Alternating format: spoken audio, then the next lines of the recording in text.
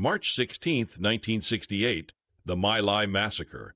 On March 16, 1968, U.S. Army soldiers in Charlie Company killed as many as 567 South Vietnamese civilians, including women and children, in what became known as the My Lai Massacre.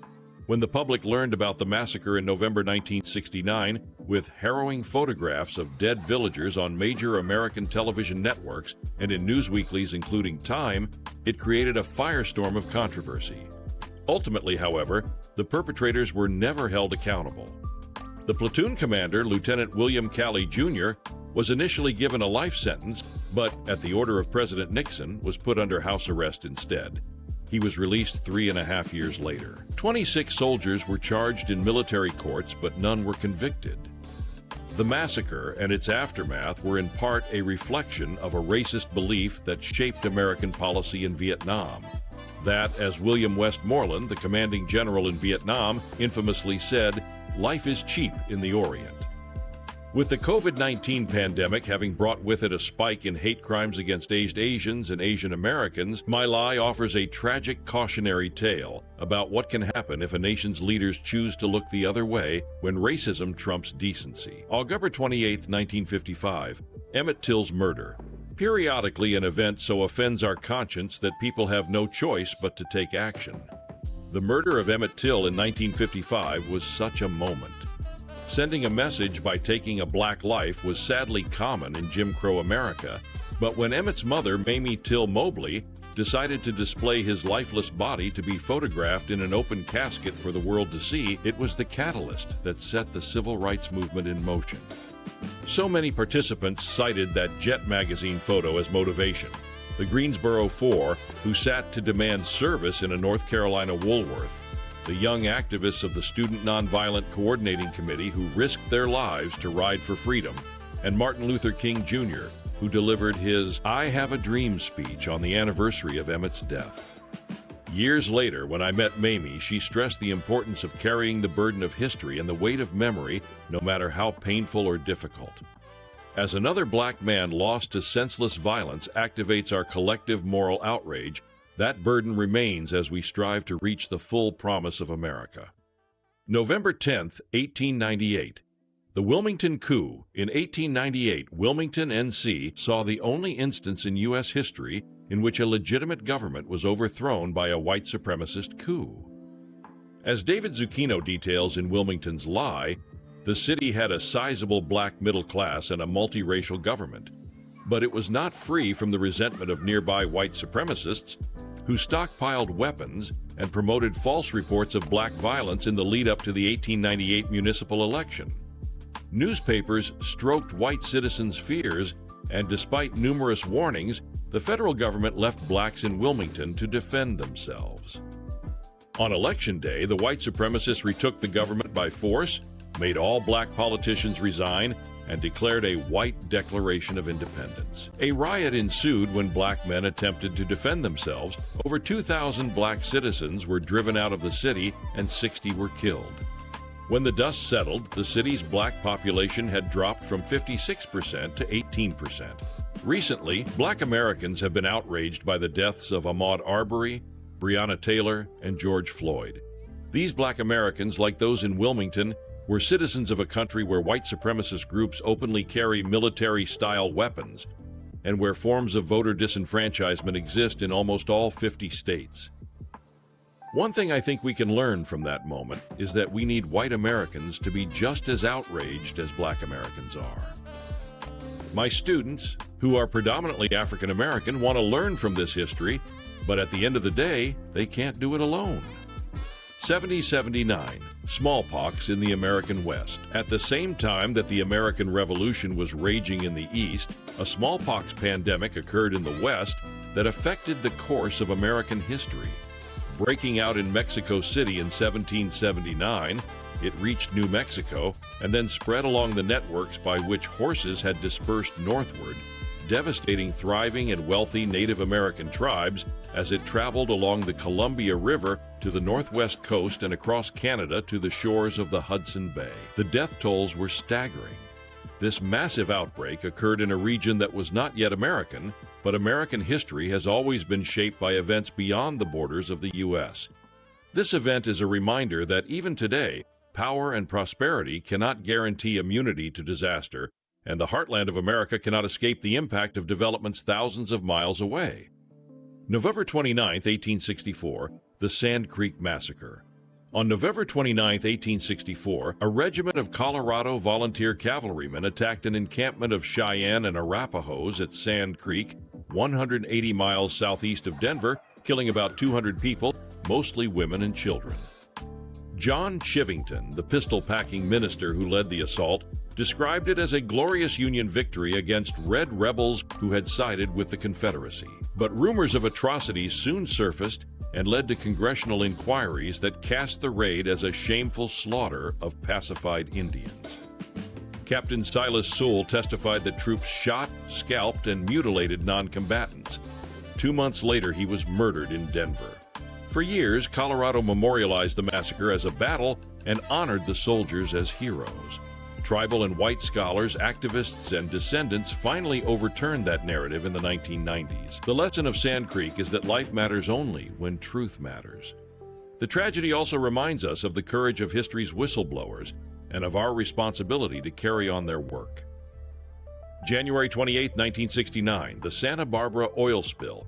On January 28, 1969, a Union oil rig off Santa Barbara, California, suffered a blowout. 3 million barrels of crude eventually blanketed 35 miles of coastline. An estimated 3,500 seabirds and countless marine animals smothered by sticky goo perished. Images of their suffering seared the nation. Among the reporters and politicians who anxiously surveyed the carnage was President Richard Nixon, who translated what he'd seen into bipartisan policies, including the creation of the Environmental Protection Agency. In his 1970 State of the Union address, he acknowledged that the question of the 70s was whether Americans could make our peace with nature and begin to make reparations for the damage we have done to our air, to our land, and to our water. He could see that if we didn't make that peace, we'd have to live with the ugly consequences. 50 years later, at a moment when a different Republican president seeks to roll back environmental protections, including those regulating offshore oil drilling, Nixon's exhortation is more urgent than ever. 1969. Attacks on the Black Panther Party's breakfast program. In 1969, the Black Panther Party's Free Breakfast for Children program fed tens of thousands of hungry kids in cities across the U.S. But fearing the Panthers' growing popularity, the FBI and local police tried to stamp the program out. In Baltimore, police raided the breakfast with guns drawn. In Chicago, police broke into the church that hosted the breakfast at night and smashed and urinated on the food. In Harlem, the police started rumors that the food was poisoned. The FBI won the battle in some places because parents became afraid to send their kids to the breakfast. In other places, the tactic backfired as the community claimed the Panthers as their own. In future years, the Panthers renamed and expanded their community-based survival programs, and, ironically, the USDA used the breakfast program as a model for a federal school breakfast program. The Black Panther Party was explicitly militant, but it also had a visionary program of mutual aid. The FBI did not want people to understand that nuance, but we can only reckon with our history if we do. Looking at today's movement for Black lives, it's equally important not to get lost in rhetoric and to look instead at what activists are actually doing in their communities. 1933 through 1938, the New Deal's exclusion of farm workers, As America's farm workers suffered hunger, sickness, and dislocation during the Great Depression, FDR's New Deal legislation did little to improve their welfare. In fact, in many ways, it left them worse off than they were before. At the time, Southern Democrats with an interest in preserving Jim Crow dominated Congress. Meanwhile, many farm workers were people of color.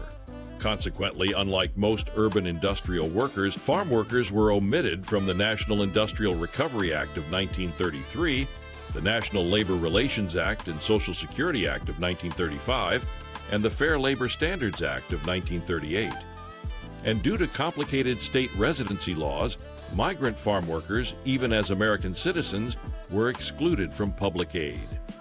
This situation condemned them to a life in America without a place to enact their rights. This is still the case today.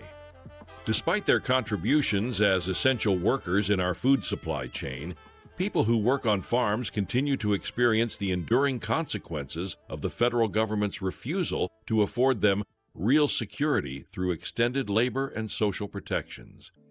The impact of the New Deal on farm workers is a reminder that policy decisions are often advanced in ways we don't recognize as inherently exclusionary, and that such policies' impacts can last far longer than the moment for which the laws were created. May 24, 1924, the Johnson-Reed Act. On May 24, 1924, President Calvin Coolidge signed the Johnson-Reed Act, which established the harshest immigration restrictions in U.S. history. The law banned Asians, who were already subject to exclusion laws, from naturalization entirely and established immigration quotas that radically reduced the numbers of permitted Southern and Eastern European migrants who were deemed less white than other Europeans. The Johnson-Reed Act used immigration restriction as a tool of racial engineering.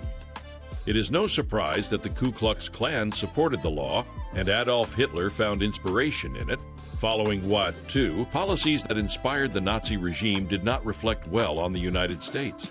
Congress passed cosmetic reforms in immigration policy in 1952, and in 1965 followed that with the law that is seen as the Civil Rights Act of Immigration. But even that law brought new quotas and maintained grounds for exclusion. And current immigration policy has been defined by exclusions, walls, deportations, removals, and detentions. This story has not ended. We need to reckon with how much of U.S. history has been defined by whiteness, and we have an urgent responsibility to define our values going forward. Do we want to return to those roots, or to care for each other in all the fullness of our differences? May 18, 1896, Plessy v. Ferguson. In some ways, the Supreme Court's 1896 decision in Plessy v. Ferguson, which upheld Louisiana's statute mandating segregation in all public facilities, was the nail in the coffin. Since 1876, the courts and Congress had steadily eroded the Reconstruction Amendment's promises to African Americans: suffrage, equal protection of the law, and due process before the law. But the Plessy opinion and its embrace of separate but equal let African Americans know once and for all that despite the Constitution's guarantees, their fundamental rights would not be protected. Plessy versus Ferguson was not overturned until 1954, and only because of decades of dedicated work by civil rights attorneys and organizers. From Plessy, we know that the letter of the law, and even the Constitution, is insufficient and potentially even meaningless if it is not applied fairly or consistently. We also know that some laws, like the Louisiana segregation statute, contravene basic principles of the Constitution. Democracy requires that we do more than rely upon or simply follow the law. We have to insist upon virtuous laws and passionately reject oppressive ones. History teaches us that if we sit idly by, even the most noble laws can be distorted by bigotry, and bigoted laws left unchecked can lead to immense suffering. 1865, restitution denied. In October of 1865, General Oliver Otis Howard, commissioner of the Freedmen's Bureau, undertook a journey to coastal South Carolina. The pre-war plantation owners who had fled their property there early in the Civil War now demanded the restoration of their estates, and President Andrew Johnson was eager to oblige the barely remorseful traders. But a major obstacle stood in that path. General William T. Sherman had issued possessory titles to these lands to formerly enslaved people. Howard was there to get the freed people to accept labor contracts with their former owners instead of the land they'd been promised. In the decades that followed, tensions between the white planters and the black laborers in the Low Country alternately flared and fizzled. In an ironic twist, freed people and their descendants did end up gaining title to some of that land later in the 19th century, as numerous plantation families gave up trying to maintain their estates without enslaved laborers, only to see the land pass into the hands of developers in the 20th century. Besides betraying his vow to make treason odious, Johnson had frustrated the freed people's aspirations for land, and in doing so destroyed an early chance to address the economic and social inequality that originated in slavery. When America breaks its promises, the repercussions can last for centuries. April 27, 1721, smallpox in Boston. On April 27, 1721, His Majesty's ship Seahorse sailed into Boston Harbor, leading a convoy of ships from the West Indies. Unknown to Bostonians, the cargo included smallpox. Several sailors had caught the dreaded disease in Barbados. When the infected seamen went ashore to carouse in Boston's pubs, they started a chain of transmission that within 9 months killed 8% of the city's residents, the equivalent of 56,000 Bostonians today. To combat the disease, some townspeople put their faith in a procedure then new to Western science: inoculation. To spur a mild form of the disease and confer immunity, a physician would insert pus from smallpox blisters into an incision in a healthy person's arm. 18th century anti-vaxxers responded with outrage. One even threw a grenade through the window of inoculation's greatest proponent. That early smallpox inoculation technique was a key step toward life-saving vaccines, but in Boston, public health measures proved more effective in slowing the disease, a lesson that resonates today. Vaccines eventually eradicated the disease, but in the short term, quarantines, self-isolation, and school closings saved more lives than inoculation. This is just some of the sick, wicked things brought to this country by the hatred of the founders towards the people of color. Now they're pushing every sick, perverse thing you can think of. The government, corrupt, you name it. Please subscribe.